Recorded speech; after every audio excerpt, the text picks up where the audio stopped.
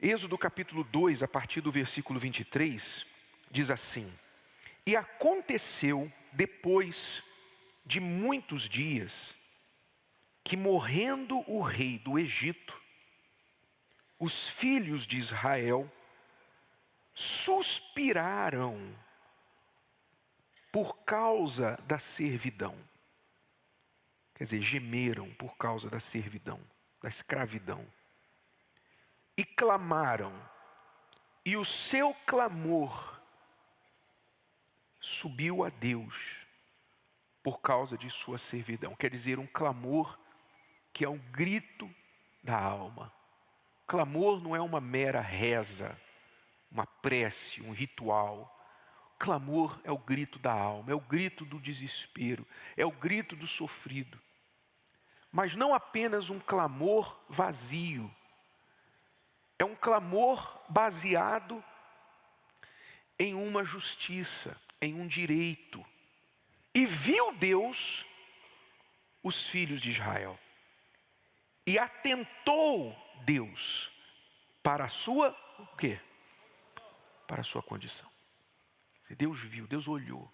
Deus não é cego, Deus não é indiferente. Deus não está lá no bem bom, no céu, alheio ao que se passa aqui na terra. Ele olha para os que são dele, para os que clamam, para os que creem nele.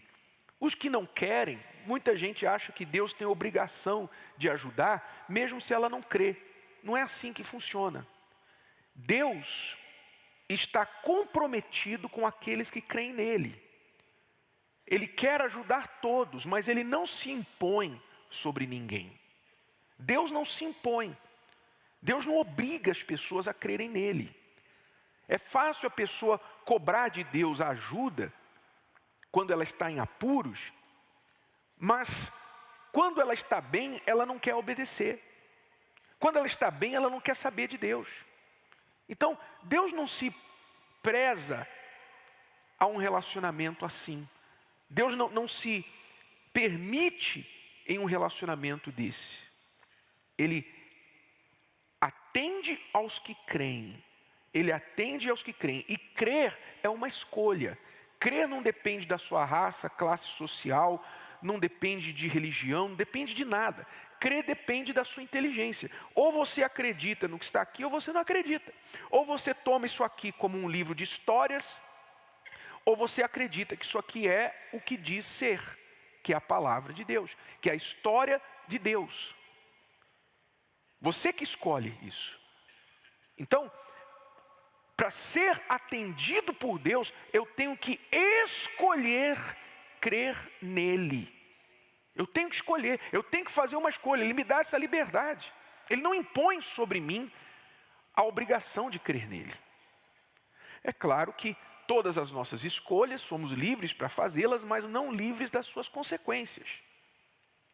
O povo havia abandonado a Deus. O povo aqui estava escravo porque o povo havia abandonado a Deus. Se você lê a história do povo hebreu, você vai ver que até quando Deus mandou Moisés para tirar o povo lá do Egito, o povo não acreditava em Moisés. O povo não estava mais crendo em Deus. O povo tinha abandonado a Deus. Eles estavam na escravidão porque eles tinham abandonado a Deus. Você sofre porque você desobedece a Deus. O seu sofrimento não é culpa do teu pai, da tua mãe, do teu irmão, da sociedade, do presidente Bolsonaro, do presidente Lula, o ex-presidente Lula. O seu sofrimento é por causa da sua desobediência a Deus. As pessoas desobedecem a Deus individualmente e coletivamente e colhem os frutos. É o que está escrito: de Deus não se zomba.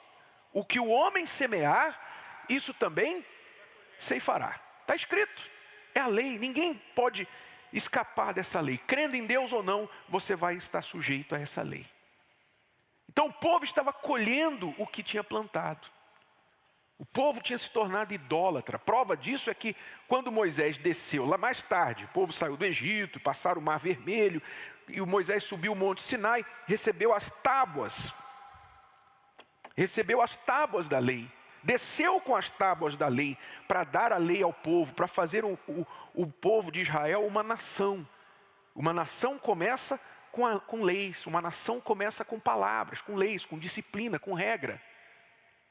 quando Moisés desceu com as 2 tábuas nas mãos, o que ele viu? O que o povo estava fazendo? O povo tinha construído um bezerro de ouro. Esse aí é o nosso Deus. Depois de ter visto o Mar Vermelho, enfim. Quer dizer, o povo estava muito, muito mal, espiritualmente falando, longe de Deus. Mas no meio daquele bando de incrédulos e idólatras e gente desobediente, havia um núcleo duro, havia um grupo de pessoas que continuava crendo, e foram estas pessoas que clamaram a Deus, elas que reivindicaram, e Deus desceu por causa delas, e por causa da aliança que ele tinha feito com Abraão, Isaque e Jacó, e os seus descendentes. Então, a pergunta é, o que é uma aliança? O que é uma aliança? Porque Deus desceu por causa dessa aliança. Deus veio para salvar o povo por causa de uma aliança. O que é isso que é tão forte que fez Deus descer? Apesar daquela incredulidade, apesar daquela idolatria, daquela indiferença de muitos, se não a maioria. O que fez Deus descer? O que é uma aliança que faz algo tão forte no coração de Deus que ele desce ignorando falhas, ignorando os pecados das pessoas para cumprir a palavra dele? Vamos entender o que é uma aliança com Deus. Quando a gente fala em aliança, nós estamos falando agora não de aliança com Deus, mas aliança no modo geral, no sentido geral da palavra. Quando você faz aliança com alguém, seja aliança de casamento, quando você se casa, você está fazendo uma aliança. Seja uma aliança de empregador e empregado, patrão e empregado, que é uma forma de aliança, é um acordo. Aliança é um acordo. Seja de compra, venda, sociedade em negócio, seja o que for. Quando você faz uma aliança com alguém, você faz uma aliança a fim de se unir para melhor. Você se une com alguém porque você crê que essa união vai ser beneficial para os 2 lados. Não é isso? Sim ou não? Se não houvesse benefícios em uma aliança, não haveria razão de fazer uma aliança. Só se entra numa aliança porque você crê, com esta pessoa eu vou ser melhor, eu vou estar melhor e vou fazer também um bem a essa pessoa. Haverá uma troca de benefícios. Então, você não se casaria com alguém se você não cresce que seria melhor com esse alguém do que sozinho. Você não empregaria um funcionário se não tivesse a certeza que ele fosse acrescentar à tua empresa. E você não aceitaria um emprego se não cresce que aquele emprego fosse te ajudar. Então, todo tipo de aliança é algo que se entra para que haja benefícios para os 2 lados. Eu vou ser melhor com esta pessoa do que sem ela. É meu interesse, mas eu também tenho algo a oferecer. Não é só interesse de um lado, você também está oferecendo algo para aquela pessoa, porque para ela entrar na aliança com você, ela também quer algo de você. Não é verdade? Aliança é quando você, por exemplo, uma aliança de casamento. Quando você faz aliança com uma pessoa e decide se casar com ela, por que você faz isso? Porque você ama aquela pessoa. Tem muitas pessoas no mundo, mas você diz, eu quero esta que eu gostei, essa que eu quero, é essa que eu amo. Então você quer essa pessoa só para você. Você não quer dividir essa pessoa com ninguém. Então você quer fazer uma aliança de fidelidade com ela. Você quer cuidar dela, você quer fazê-la feliz. E ela estando com você, você também vai ser mais feliz. Então você tem esse interesse. E você assume através de uma aliança chamada casamento, que é um pacto, você assume a responsabilidade de cuidar dessa pessoa. Quando eu casei com a Cristiane, eu assumi a responsabilidade de cuidar dela, protegê-la, prover para ela, amá-la, fazê-la feliz, mais do que quando ela estava sozinha na casa dos pais. Esse foi o meu compromisso. Foi isso que me deu forças quando ela falou para mim, é melhor a gente separar, quando ela estava na frustração dos nossos 12 anos de problemas no casamento, e ela falou assim, olha, se for para continuar assim, é melhor a gente separar. Por que ela falou em separar? Por que ela falou em separar? Eu posso responder por ela, tenho certeza que ela teria prazer de falar aqui, mas para correr com a mensagem, eu posso falar por ela. Ela queria separar, ela não estava aguentando mais, porque eu não estava cumprindo a minha parte nessa aliança. Eu não estava cuidando dela. Eu cometi o erro que muitos maridos cometem, que é o erro de pensar o seguinte, olha, não está faltando nada em casa, eu estou trabalhando, estou cumprindo as minhas obrigações de marido, o marido pensa assim, eu não deixo faltar nada, a comida está na mesa, as contas estão pagas, você está reclamando de quê? Barriga cheia. Né? Então eu pensava que por estar trabalhando e não estar faltando nada para ela materialmente, eu era o melhor marido do mundo. E ela estava reclamando porque ela era chata. Era o que eu pensava a respeito dela, eu falava isso para ela. Eu não sabia, eu não entendia na altura que eu estava falhando na minha aliança de cuidar dela. Cuidar em todos os sentidos, dar atenção, ouvir, fazê-la se sentir amada, valorizada. A única mulher na minha vida. Ela não tinha essa segurança, nunca houve traição, nunca houve razão para ela desconfiar de mim que eu teria outra mulher, mas a insegurança dela e a minha falta de atenção, porque emocionalmente falando, eu era semelhante a uma chapa de ferro. Você podia me comparar emocionalmente, eu e uma chapa de ferro, a mesma coisa. Você ia receber o mesmo afeto de mim ou de uma chapa de ferro. Era o que eu era no casamento. Então eu não dava atenção, e isso gerava insegurança da parte dela. Quer dizer, então ela reclamou, ela falou, tal, ela tinha os erros dela também, mas chegou um momento que ela falou assim, não dá mais. Não dá mais. Porque aquilo estava prejudicando a vida dela, a vida espiritual dela. Então ela chegou o limite dela e falou, não dá mais. Mas quando ela falou não dá mais, o que me deu forças para ficar? O que me deu forças para lutar? Para dizer para ela, não fale essa palavra, nunca mais toque em assunto de separação, porque nós não vamos nos separar. O que me deu forças para falar isso para ela?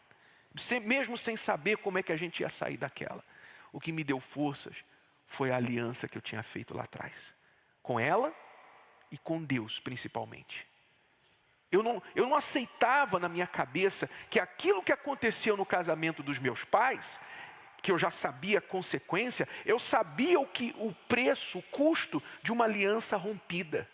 Eu sabia o que causava numa família um casamento destruído. Eu sabia de onde eu tinha vindo e eu não queria aquilo para mim.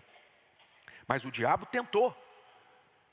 Então quando eu entendi, meu Deus, se eu não fizer alguma coisa, isso vai acontecer. Então eu resgatei, eu tirei forças da fraqueza e me valendo da aliança que eu tinha feito de casamento e a minha aliança com Deus, eu falei, Senhor, me ajuda, porque eu não sei mais o que fazer. Eu fui para o altar e eu pedi a Deus uma solução e Ele deu. Ele foi fiel, porque eu permaneci fiel. Teria sido fácil para mim, como muitos fazem quando chegam por aqui, né, um com o outro, seria fácil chegar e falar assim, então pega as tuas coisas e vai embora. Para mim deu. Seria fácil fazer isso, fácil entre aspas, mas eu poderia pensar, bom, sou novo, sou jovem, eu posso casar de novo.